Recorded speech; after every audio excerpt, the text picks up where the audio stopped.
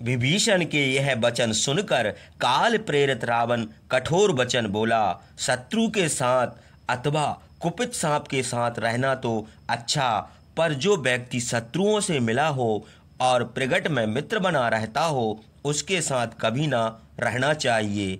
हे राक्षस, मैं सजातीय लोगों का स्वभाव भली भांति जानता हूँ। जब किसी के ऊपर कोई विपत्ति आती है तो उसकी जाति वाले उसे विपत्ति में फंसा देखकर बड़े प्रसन्न होते हैं। जिस जाति में जो व्यक्ति प्रधान, धर्मात्मा, राज्य करने योग्य, विद्वान और शूरवीर होता है, उस जाति वाले लोग उसका अपमान करते हैं और मौका पाकर उसे परास्त भी करते हैं। उन दुष्टों के हृदय में कपट भरा रहता है। वे बनावटी प्रसन्नता दिखाते हैं किंतु उनके अंतःकरण शुद्ध नहीं होते। इसलिए जाति वालों से हमेशा भय रहता है। सुना जाता है कि पद्म वन में फंसाने की रस्सी लिए हुए मनुष्य को देखकर हाथियों ने कहा था कि हम अग्नि, अस्त्र और पास से उतना नहीं डरते जितना स्वार्थी जाति वालों से, क्योंकि हमारी जाति वाली ही हमको फंसाने में सहायक होते हैं। इसी से मैं कहता हूँ कि जाति वाले ही सब प्रकार के भय और कष्ट के कारण है। गायों में दूध जाति वालों से भय, स्त्रियों में चंचलता और ब्राह्मणों में तपस्या अवश्य होती है। हे विभीषण, हमारा सम्मान तीनों लोकों में है। हमारे पास अतुल संपत्ति है। हमने तीनों लोकों को विजय कर लिया है। जान पड़ता है कि तुम हमारा यह अभुद्य देख नहीं सकते। हम समझते हैं कि जैसे कमल के पत्ते पर पानी की बूंद नहीं ठहरती, वैसे ही दुष्ट पुरुषों में मित्रभाव नहीं रहता। जैसे शरद ऋतु में बादलों के गरजने और बरसने से पृथ्वी नहीं भीगती, वैसे ही दुष्टों की मित्रता हल्की होती है। जैसे भ्रमर फूल का रस पीकर उस पर बैठा नहीं रहता, वैसा ही स्वभाव तुम्हारा भी है। दुष्टों की मित्रता ऐसी होती ही है जिस प्रकार भ्रमर काश के फूल पर बैठने से रस नहीं पीता, वैसे ही दुष्टों की मित्रता से कोई लाभ नहीं है। जैसे हाथी नहाकर अपनी देह पर धूल झोंक लेता है, वैसे ही दुष्ट लोग मित्रता को नष्ट कर देते हैं। रे कुलकलंक, यदि और कोई ऐसी बात कहता तो मैं अभी उसे मार डालता। तुझे धिक्कार है, और अधिक क्या कहें। रावण के यह कहने पर न्याय की बात करने वाले विभीषण गदा लेकर चारों राक्षसों के साथ उठ खड़े हुए और आकाश में जाकर बड़े क्रोध से बोले, राजन, तुम मेरे बड़े भाई हो, इसलिए पिता के समान माननीय हो। मुझे जो चाहो कह लो, पर तुम्हारी बुद्धि धर्म में स्थित नहीं है। इसलिए मैं तुम्हारे इन कठोर वचनों को नहीं सह सकता। हे दशानन, मैंने तुम्हारे हित के लिए नीति की बात कही थी, किंतु जो काल के बस होता है वह हित की बातें नहीं सुनता। हे राजन, मीठी बातें कहने वाले बहुत मिलते हैं, किंतु हित की कड़वी बात कहने और सुनने वाले दुर्लभ हैं। जैसे घर में आग लगने पर बुझाने का उद्योग किया जाता है, वैसे ही कालपास में बंधे हुए तुमको विनष्ट होते देखकर मैंने तुम्हारे हित की बात कही। तुम रामचंद्र के सुवर्ण भूषित जलती हुई आग के समान तीक्ष्ण बाणों से मारे जाओगे। मैं तुम्हारी यह दशा देखने नहीं चाहता। जो काल के बस होते हैं वो बलवान शूरवीर, अस्त्र विद्या में निपुण होने पर भी बालू के पुल के समान नष्ट हो जाते हैं। तुम बड़े भाई हो, इसी से मैंने तुम्हारे हित की बात कही थी। उसे क्षमा करो और राक्षसों की लंका की ओर अपनी सर्वथा रक्षा करो। तुम्हारा कल्याण हो। मैं जाता हूँ। अब तुम सुख से रहो। मैंने तुम्हारे हित के लिए कहा था, किंतु मेरी बातें तुम्हें अच्छी नहीं लगीं, इसमें तुम्हारा कोई दोष नहीं है, क्योंकि जिसके मरने के दिन निकट आते हैं वह मित्रों की कही हुई हित की बातें नहीं सुनता।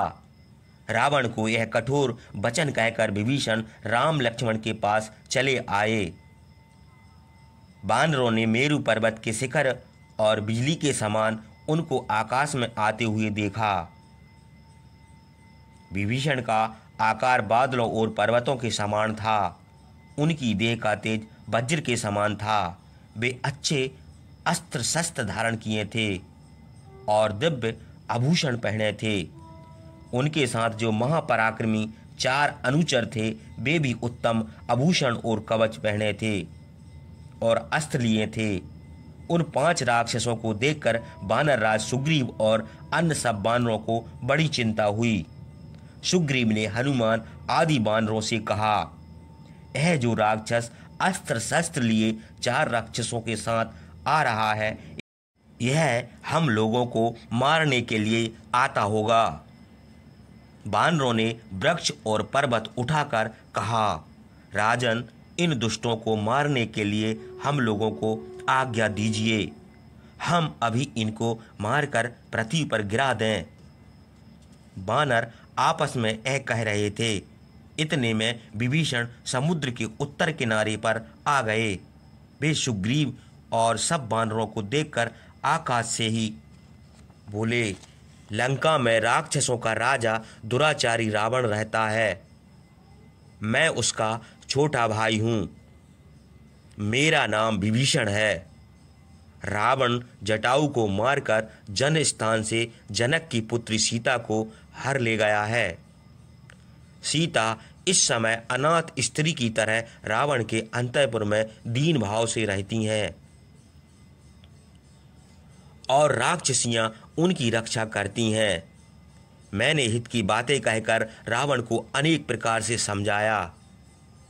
बार बार उससे कहा कि रामचंद्र को सीता उनको दे दो, किंतु उसने मेरी एक भी ना सुनी। जो मनुष्य मरने पर होता है उसे औसत देने से कोई लाभ नहीं होता। वैसे ही मेरी कही हुई बातों का रावण के ऊपर कोई प्रभाव न हुआ। उल्टे कठोर वचन कहे और दास की तरह मेरा अपमान किया। इस कारण मैं पुत्र, स्त्री और परिवार को त्याग कर रामचंद्र की शरण में आया हूँ। महात्मा रामचंद्र सबकी रक्षा करते हैं। तुम शीघ्र जाकर उनसे निवेदन करो। यह सुनकर वानरराज सुग्रीव राम लक्ष्मण के पास गए और बड़े क्रोध से बोले, मुझे जान पड़ता है कि शत्रु पक्ष का यह राक्षस हमारी सेना में इसलिए आना चाहता है कि जैसे उल्लू पक्षी माका पाकर कौओं को मार डालता है, वैसे ही यह हम लोगों को मार डाले। इस समय अपने पक्ष और शत्रु के पक्ष के कामों का विचार करना, सेना को उचित स्थान पर ठहराना, नीति से काम लेना और गुप्तचर नियुक्त करना हम लोगों का विशेष कर्तव्य है, जिसमें वानरों का और आपका कल्याण हो। मेरा विश्वास है कि यह राक्षस रावण का गुप्तचर है। वे लोग बड़े बलवान और मनमाना रूप भी धारण कर लेते हैं, गुप्त रूप से छिपे रहते हैं और मौका पाकर अनिष्ट करते हैं। इसलिए इनका विश्वास न करना चाहिए। यह रावण का दूत है। यहाँ रहेगा तो हम लोगों में वैमनस्य करा देगा अथवा विश्वास पात्र बनकर मौके से हम लोगों पर आक्रमण करेगा। यद्यपि इस समय हमको मित्रों की वृद्धि और सेना का संचय करना आवश्यक है, किंतु शत्रु पक्ष के लोगों का संग्रह करना उचित नहीं है। यह राक्षस है, रावण का भाई है। हम शत्रुओं का कैसे विश्वास करें? इसका नाम विभीषण है। यह 4 राक्षसों को साथ लेकर आपकी शरण में आया है। यह बात मैंने उसी के मुंह से सुनी है। हे प्रभु, मेरी समझ में यह रावण का भेजा हुआ है। इसलिए इसे मार डालना चाहिए। यदि आप इसका विश्वास करेंगे तो यह मौका पाकर छल से आपको मार डालेगा। अतएव इसे और इसके साथियों को मार डालना ही उचित है। सुग्रीव बड़े क्रोध से यह कहकर चुप हो गए। तब महापराक्रमी रामचंद्र समीप बैठे हुए हनुमान आदि बानरों से बोले, कपिराज, सुग्रीव ने विभीषण के विषय में जो कुछ कहा है वह तुम लोगों ने भी सुना। किसी विषय में संदेह होने पर मित्रों से सलाह करना उचित होता है। इसलिए तुम लोगों से हम पूछते हैं, अपनी अपनी सम्मति बताओ। बानर रामचंद्र का हित चाहते थे। वे सावधानी से बोल, हे रघुनंदन, तीनों लोकों में ऐसी कोई बात नहीं है जिसे आप ना जानते हो। आप हम लोगों से अपने जो पूछा है वह केवल हम लोगों का सम्मान करने के लिए। आप सत्य, व्रत, शूरवीर, धर्मात्मा, महापराक्रमी और बुद्धिमान हैं।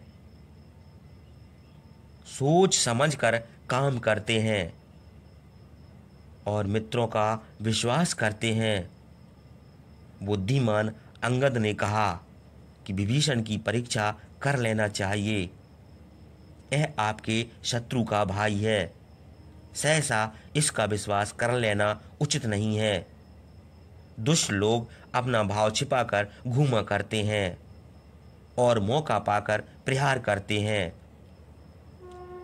शत्रु का विश्वास करना अनर्थ का कारण है। हित अहित का विचार करके काम करना चाहिए। गुण देखकर ग्रहण करें और दोष देखकर त्याग दें। महाराज, यदि विभीषण में दोष देख पड़े तो बिना विचारे उसे त्याग दीजिए, और यदि उसमें बहुत से गुण हो तो ग्रहण कीजिए। उसके बाद बहुत सोच विचार कर सरभ नामक बानर बोला, हे पुरुष श्रेष्ठ, विभीषण की परीक्षा के लिए एक बुद्धिमान दूत भेजिए, वह उसकी परीक्षा करावे। तब जो उचित हो वह कीजिए। बुद्धिमान जाम्बन ने कहा, पापी रावण आपका शत्रु है। जब आप उससे युद्ध करने के लिए जा रहे हैं तब वह आपकी शरण में आया, इसलिए इसका विश्वास करना उचित नहीं है। नीति के जानकार मंद ने कहा, महाराज, मधुर शब्दों में इससे बातें करना चाहिए और इसका अभिप्राय पूछना चाहिए। इसके मन का भाव समझकर जो उचित हो वह करना चाहिए। दुष्ट जान पड़े तो त्याग दीजिए और सज्जन हो तो ग्रहण कर लीजिए। उसके बाद मंत्रियों में श्रेष्ठ बुद्धिमान हनुमान मधुर वचन बोले, आप बुद्धिमान और समर्थ हैं।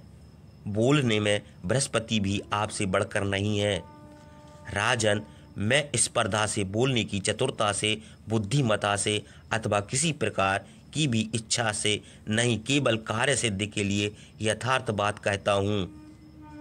मंत्रियों ने विभीषण के गुण दोष की परीक्षा लेने की जो बात कही है वह मुझे ठीक नहीं जचती, क्योंकि इतनी जल्दी परीक्षा कैसे हो सकती है।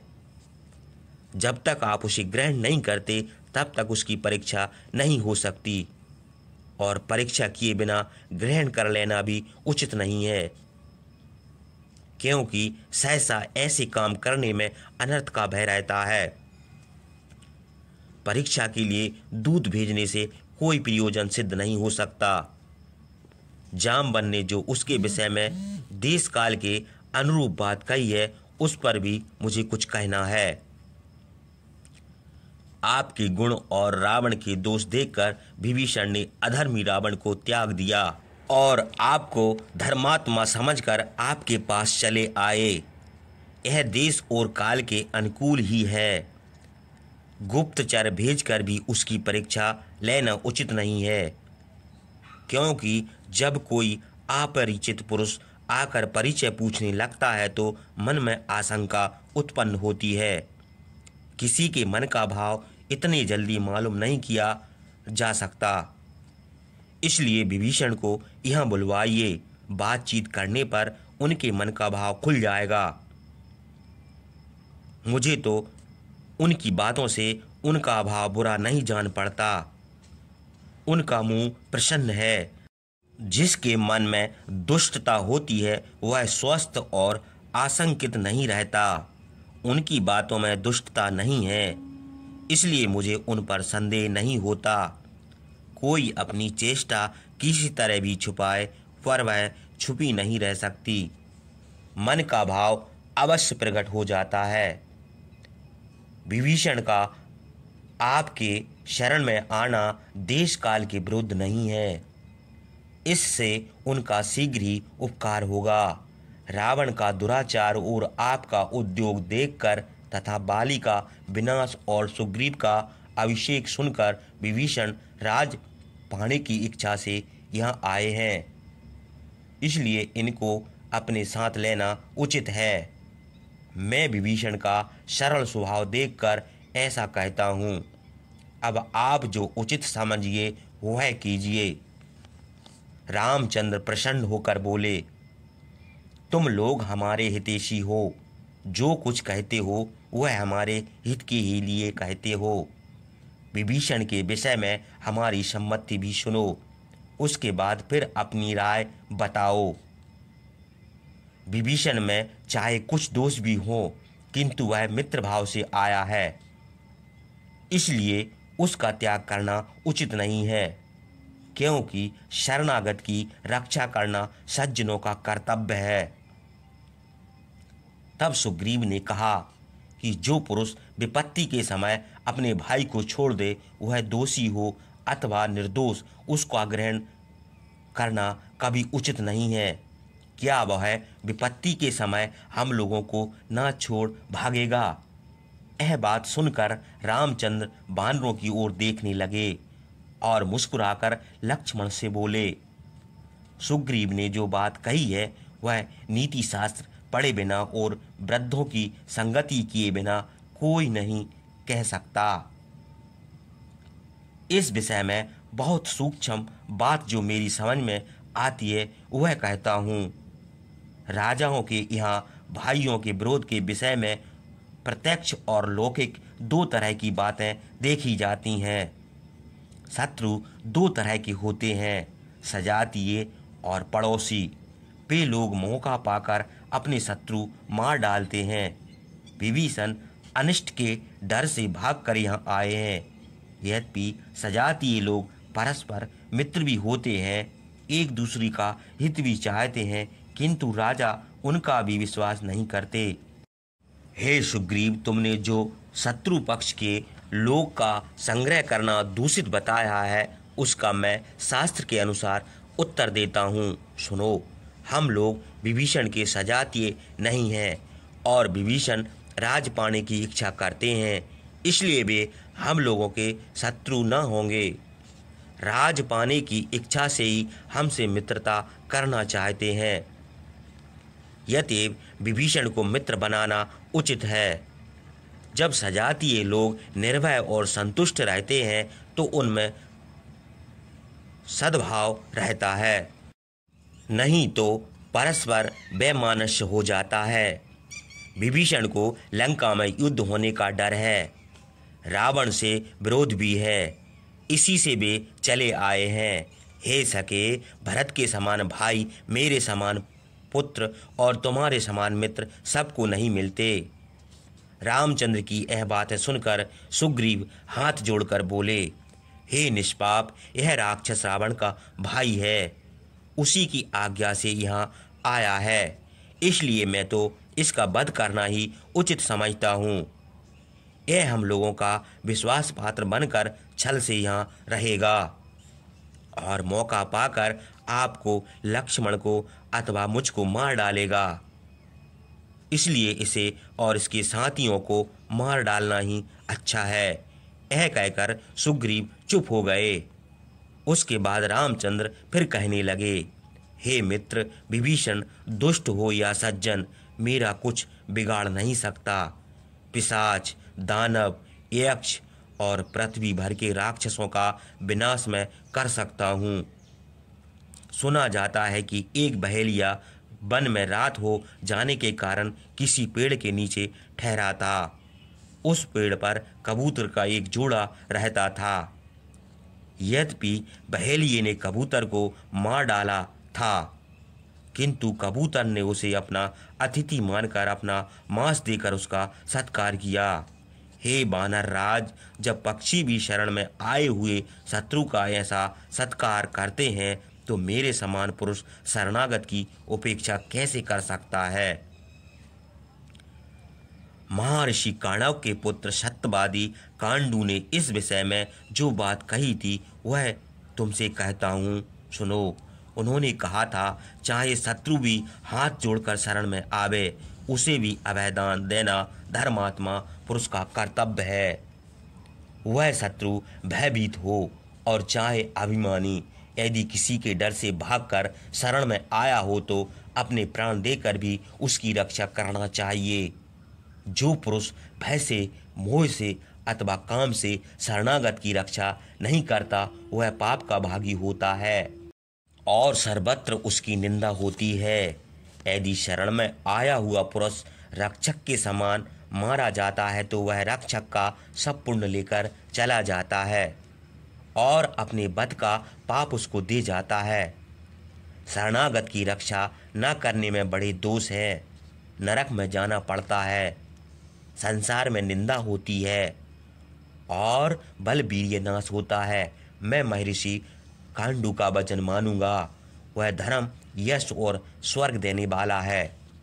मेरा यह नियम है कि जो कोई दुखित होकर मैं तुम्हारी शरण में हूँ ऐसा एक बार भी कहता है, उसे मैं सब प्राणियों से अभय कर देता हूँ।